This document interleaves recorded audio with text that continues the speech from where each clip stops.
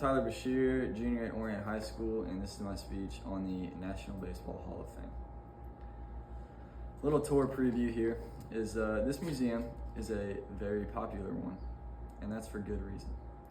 The sport of baseball has an incredible amount of history, and it also helps us learn about things like the civil rights movement.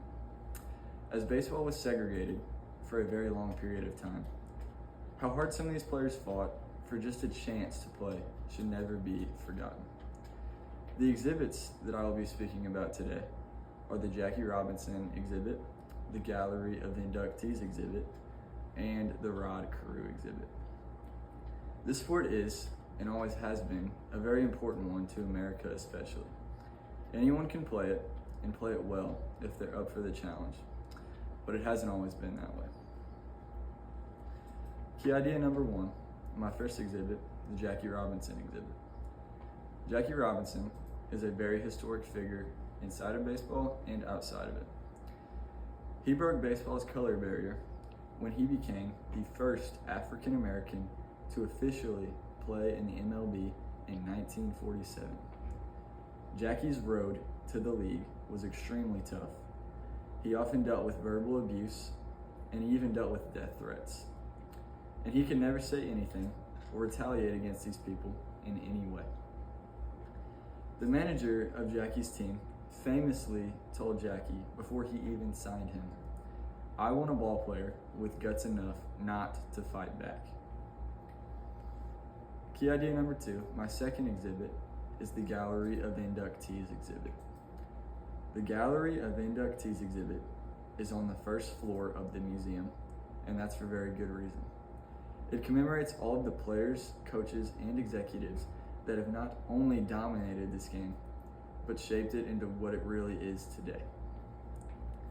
It takes quite a lot to be inducted into this hall, and in baseball's very, very rich history, only 351 people have had the honor of being selected at the time of this speech.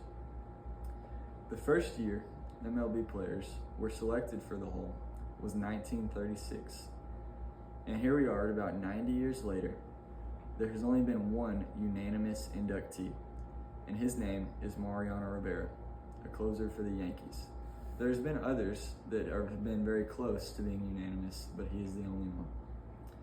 It is important to note that some of the greatest players in the history of this game, like Barry Bonds for example, are not in the Hall of Fame because of a history of PEDs. Key idea number three, my third exhibit, is the Rod Carew exhibit.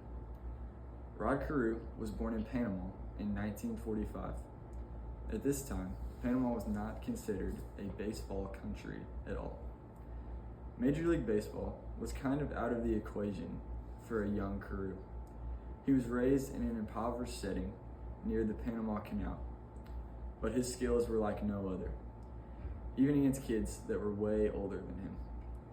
Everything changed when Carew's mother had them move to New York when he was just 14 years old. At 19, he signed his very first Major League contract with the Minnesota Twins. Carew played very well in the MLB, and he became an icon in Panama and to kids all over Latin America.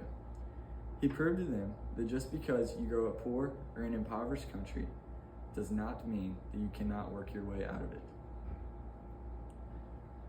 To wrap things up here is my tour conclusion. And the purpose of this tour was to inform my audience about the National Baseball Hall of Fame. This museum is so much more than baseball though. It's also about breaking racial barriers and divides. Baseball is a beautiful sport and it should be shared by everyone. Today, we have visited the Jackie Robinson exhibit, the Gallery of Inductees exhibit, and the Rod Carew exhibit.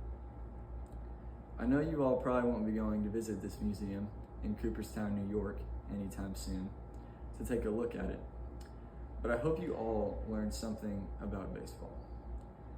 Whether that be just how hard it is or the courage some specific figures had that really got this game rolling. Now, if you all have not taken anything away from this speech, then here's one thing I want you to remember. There have been about 23,000 people who have ever played in the MLB, and just under 300 of them are in the Hall of Fame. Making it into the league is hard enough, but getting inducted might just be one of the hardest things a human being could possibly achieve. It is a great honor, and it should never be taken for granted.